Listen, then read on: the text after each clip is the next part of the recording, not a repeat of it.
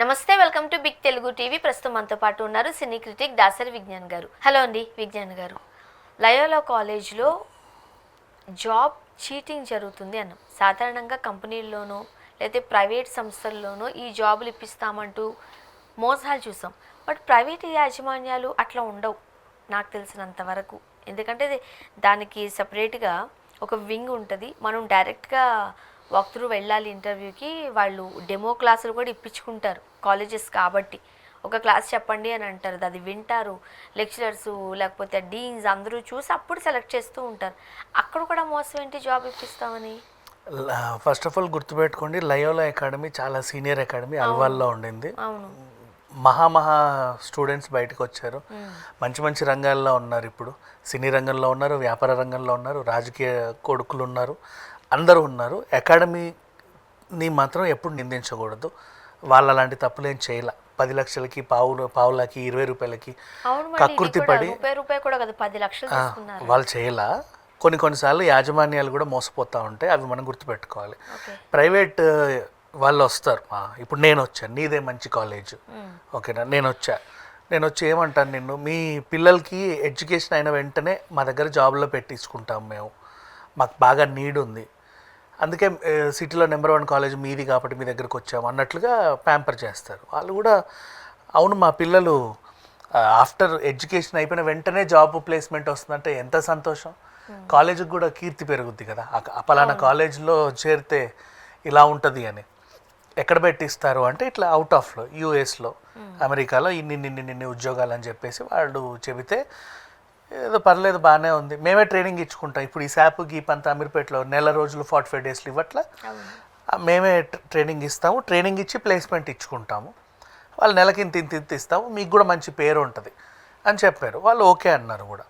కాకపోతే దీంట్లో ఏంటంటే కొంచెం అమౌంట్ కట్టాల్సిందే, ట్రైనింగ్కి ఇంత ఇవ్వాలి, నెక్స్ట్ వీసాకి పాస్పోర్ట్కి వాటికి వీటికి ఇంత అవుతుంది, అండ్ టు అండ్ ఫ్రో జర్నీలు, మీకు అకామిడేషన్ ఫస్ట్ స్టార్టింగ్ ఇంత ఇవ్వాలి, తర్వాత మీ జీతంతో మీరు ఏమైనా చేయొచ్చు, ఒక 3-4 మంత్స్ వరకు మేము చూసుకుంటాం, దానికి ఇంత కట్టాలన్నట్టు ఏదో చెప్తారు.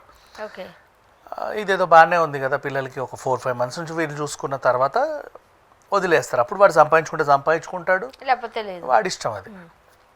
ఓ 10 లక్షల ప్యాకేజ్, సరే బాగానే ఉంది అనుకున్నారు. యాజమాన్యం కూడా ఇప్పుడు మీకు ఏం కావాలి అని అడుగుతుంది. ఏం లేదండి, మీ పిల్లలందరినీ అసెంబ్ల్ చేయండి, మేము మా పిచ్చింగ్ ఇచ్చుకుంటాం అంటారు. పిల్లలందరూ వచ్చి కూర్చో. ఇప్పుడు కాలేజ్ ప్రిన్సిపలే ఎవడో లోపల పంపాడంటే ట్రస్ట్, వాడు ఎవడో మంచోడు కాబట్టి నా ప్రిన్సిపల్ పంపాడు లోపలికి. వీడు వచ్చి చెప్పేదంతా ఇట్లా వింటూ ఉంటారు. మీకు డిగ్రీ అయిపోయిన వెంటనే జాబులు, ఎంత బాగుందో. ఇంటికి వెళ్ళి వెంటనే డాడీ మాకు డిగ్రీ అయిపోయిన వెంటనే జాబు, నీకు నుంచి నువ్వు ఏం చేయాలి, కొన్నిసార్లు అవి కూడా వస్తాయి. ఇక నుంచి నువ్వు బయట తిరగడానికి లేదు, నేను పోషిస్తాననే లెవెల్లో వాళ్ళ ఇంట్లో భారీ డైలాగులు కొట్టి వచ్చేస్తారు.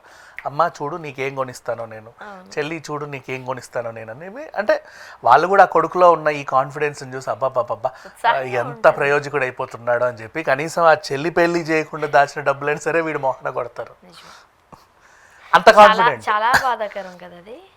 వీళ్ళు తీసుకెళ్ళి వీడికి అప్పచెప్పిన తర్వాత నెక్స్ట్ యాజమాన్యం, బాబు అవేవో ఉద్యోగాలు అన్నారు, మరి వీళ్ళు పరీక్షలు కూడా అయిపోతున్నాయి, ఏంటి పరిస్థితి అంటే అది ఏం లేదండి, ట్రంప్ అందరిని నిలగొట్టాడు, అన్నీ ఇట్లా అయిపోయింది, అలా అయిపోయింది, సంస్థలన్నీ మూసేశారు, మేము సీరియస్గానే పెట్టిద్దాం అనుకున్నాం, బట్ ఈయన వస్తాడని మేము అనుకోలేదు, కమలా హ్యారిస్ వస్తుందేమో అనుకున్నాము, ఆవిడ వస్తుంటే కనుక మన అందరికీ జాబులు ఒకరి మీద ఒకరిని కూర్చోబెట్టి 2 ఉద్యోగాలు ఇచ్చేవాళ్ళం మీకు, కానీ ఇప్పుడు అలా తయారైందని వాడు చేతులు ఎత్తేసాడు.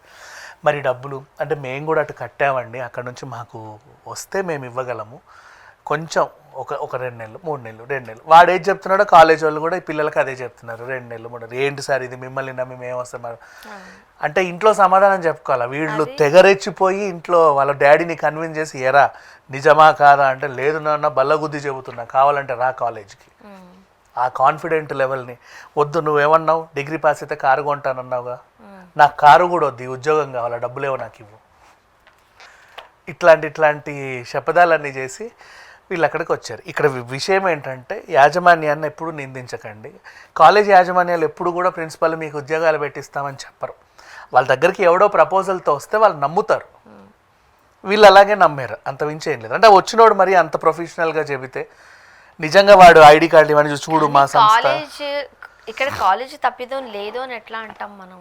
ఇప్పుడు ఎవరో వచ్చారు లేదు, వాడు పట్టుకెళ్తే ఎంత కాన్ఫిడెంట్ గా చెప్పిన మరి పిల్లలు డబ్బులు పెట్టినప్పుడు మధ్యవర్తి నీ కాలేజ్ ఉండాలి కదా. అంటే వాడు కూడా ఒకటో రెండో చూసి ఉన్నాడు కదా. ఇంత అంటే ఇప్పుడు ట్రంప్ది అన్ఎక్స్పెక్టెడ్ సిచ్యువేషన్, అవును, చాలా కంపెనీలు ఇచ్చేసుకోవాలి. మరి వీడు ఏమన్నాడు అంటే మేము ఆల్రెడీ అక్కడ కట్టామండి రావట్లేదు. వీడేమన్నా చేసి ఉండొచ్చు, లేదా రొటేట్ చేసి ఉండొచ్చు. ఇప్పుడు ఏదన్నా మీరు ఒక మాట చెప్పారనుకోండి, కొన్ని సందర్భాల్లో ఆ థర్డ్ పర్సన్ ఎవరో మనకు తెలీదు. అయితే మీరే నన్ను అప్రోచ్ అయ్యారు, నా మాట మీదే మీకు ఇప్పించడమో మీ మాట మీద నాకు ఇప్పించడమో చేసినప్పుడు రెస్పాన్సిబిలిటీ మనమే కదా. రెస్పాన్సిబిలిటీ ఉండాలి 100%. బట్ ఏం చేయలేని పరిస్థితి. కొన్ని దగ్గరికి వెళ్ళినప్పుడు చూడే ఇది పర్ఫెక్ట్ కంపెనీ, కళ్ళు మూసుకుని పెట్టచ్చు అంటాం మనం. ఆ సంస్థను నమ్ముతున్నాం మనం. అండ్ ఇట్లాంటివే సిచ్యువేషన్స్ బయట కూడా ఏమవుతాయంటే, ఇప్పుడు బ్యాక్ డోర్ జాబ్స్, ఇప్పుడు నీకు జాబ్ ఇప్పించినా కూడా ప్రాబ్లమే, సంస్థకు కూడా కొన్నిసార్లు ప్రాబ్లమ్స్ ఉంటాయి. నిజంగా ఇప్పించినా కూడా ఎలా ఉంటుందంటే వీడికి, అంటే ఇవి యాక్చువల్గా ఇది తప్పు బేసికల్లీ, బట్ బయట మన హైదరాబాద్ మొత్తం ఇదే జరుగుతూ ఉంది. ఇప్పుడు ఇది సెపరేట్ సబ్జెక్ట్, మనం మాట్లాడదాం తర్వాత. ఇది బ్యాక్ డోర్ జాబ్స్ ఇవన్నీ కంపెనీలు పక్కన పెడదాం. ఇవి కాలేజెస్, ఎడ్యుకేషనల్ ఇన్స్టిట్యూషన్స్. ఇప్పుడు ఇంజనీరింగ్ ఉంది చూడండి, 3rd ఇయర్ నుంచే క్యాంపస్ సెలక్షన్స్ స్టార్ట్ అవుతాయి, కంపెనీస్ వస్తాయి. నీకు వచ్చేది ఈ కాలేజ్ బ్యాక్గ్రౌండ్ బట్టే ఈ కంపెనీస్ కూడా వస్తాయి. కంపెనీలు చూడండి తీసుకెళ్తారు, డబ్బులు తీసుకోరు. అప్పుడు అదే అంటున్నా, మెరిట్ స్టూడెంట్స్ ఉంటారు కదా, పెద్ద కంపెనీలు అన్ని కాలేజెస్ కి వెళ్ళవు. అందుకే క్యాంపస్ వెతుకుని పోతే పని ₹1,00,000 ఎక్కువ కడతారు ఇక్కడ, ఎందుకంటే క్యాంపస్ వస్తాయి కాబట్టి. కాలేజ్ ఫీజు చూడండి, ఇప్పుడు అసెన్షర్ ఇంకొకటో పెద్ద కంపెనీలు వస్తే అక్కడ ఫీజు ఎక్కువ ఉంటుంది. అవును, కామన్ అది. సో మనం కాలేజ్ బట్టి నమ్మేది అక్కడే కదా.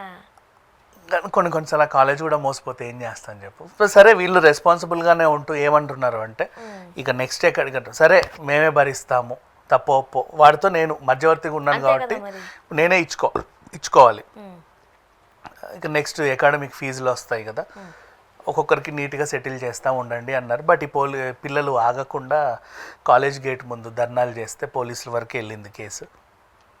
కాలేజ్ యాజమాన్యం కూడా పోలీసులకు వివరణ ఇచ్చుకున్నారు, మాకు తెలియదు ఇలా మోసపోయాము, బట్ మేము హామీ ఇస్తున్నాము పిల్లలకి, మాకు కొంచెం టైం పీరియడ్ ఇస్తే మేము అందరు సెటిల్ చేస్తామని చెప్పారు. పోలీసులు కూడా పిల్లలకి అదే చెప్తున్నారు, కాలేజ్ దగ్గర గొడవ చేయకండి, మీకు ఒక టైంకి ఇస్తా అన్నారు, ఆ టైంకి మీకు ఇవ్వకపోతే అప్పుడు మీరే వచ్చి నా దగ్గర కేసు పెట్టండి అన్నారు. ఓకే, అదే ఒక రకంగా చెప్పండి, ఇక్కడ మనం ఎవరిని బ్లేమ్ చేయలేము. ఎవ్రీ ఇయర్ చేసే అంతే. ఇది ఈ ఇయర్ ఎందుకు వచ్చిందంటే అక్కడెక్కడో జరిగింది, అమెరికా ఉద్యోగాలని వచ్చాయి అంతే. అంతే. బట్ ప్రామిస్ చెప్తున్నా, ఇన్ కేసు ఒకవేళ ట్రంప్ నిర్ణయం తీసుకొస్తే నిజంగా వీళ్ళకి పెట్టించేవాళ్ళు. లక్ ఇప్పుడు ఇదేం ఫస్ట్ బ్యాచ్ అయి ఉండదు వాళ్ళకి, ఇంతకు ముందు కూడా ఉంటారు. పైగా మనం మాట్లాడుకుందాం అనుకున్నట్టు ఇదేం బ్యాక్ డోర్ జాబ్స్ కూడా కాదు. ఇప్పుడు అక్కడ వరకు వెళ్ళడానికి వాళ్ళు ఎక్స్పెన్సెస్ కోసం తీసుకున్న డబ్బులు. ఇప్పుడు నేను వెళ్ళలేని దానికి ఎక్స్పెన్సెస్ నేను ఎందుకు బేర్ చేస్తాను అంటారు వీళ్ళు. అండ్ వీడినే ఎందుకు నమ్మాలి కాలేజీ గుడ్డిగా అంటే, లాస్ట్ ఇయర్ కూడా పెట్టించి ఉండొచ్చుగా వీడే. వీళ్ళకి టైప్స్ ఉంటాయి. మనం పెట్టిస్తానన్న వాళ్ళని కూడా తప్పు పెట్టలేము. ఇప్పుడు కన్సల్టెన్సీస్ ఉంటాయి. ఏంటి కన్సల్టెన్సీస్? నీకు జాబ్ పెట్టించి డబ్బులు తీసుకోండి, డ్యూటీ లేకపోతే అడ్మిషన్ ఇప్పిస్తారు నీకు. అవును. ఇప్పుడు మనం వెళ్ళి వీసాకి ఎట్లా అప్లై చేయాలి, ఏ కాలేజ్కి అప్లై చేయాలి, ఏ గ్రూప్ తీసుకోవాలి, ఎలా వెళ్ళాలి, ఇన్ని తిరిగే కంటే ఈ డబ్బాలో కూర్చుంటే చాలు, నీ పనులన్నీ చేస్తాడు, చిల్లర తీసుకో. ఇక్కడ నుంచి బయలుదేరికి అక్కడికి వెళ్ళిన తర్వాత పిల్లలు ఎక్కడ ఉండాలి, ఇవన్నీ మనం ఎలా వెతుక్కోగలం? ఇప్పుడు కన్సల్టెన్సీస్ అనుకోండి, ఆల్రెడీ 1500 100 వేలల్లో పంపించి ఉంటారు, అన్ని తెలుసు వాళ్ళకి, అన్ని తెలుసు. వాళ్ళు మనకు గైడ్ చేస్తూ ఉంటారు. అక్కడికి వెళ్ళిన తర్వాత నేను రిసీవ్ చేసుకుని ఒక పర్సన్ పంపిస్తారు, దానికి తగ్గ డబ్బులు కూడా తీసుకుంటారు, సెక్యూరిటీ ఉంటుంది. ఎవరిని తప్పు పట్టగలం అంటే తప్పు పట్టలేని పరిస్థితే. అంటే ఈ సిచ్యువేషన్లో చూద్దాం. పిల్లలకైతే వాళ్ళు ఏం అన్యాయం చేస్తానని అనలేదుగా, కొంచెం టైం తీసుకుని డబ్బులు సెటిల్ చేస్తామంటున్నారు, చూడాలి. Thank you.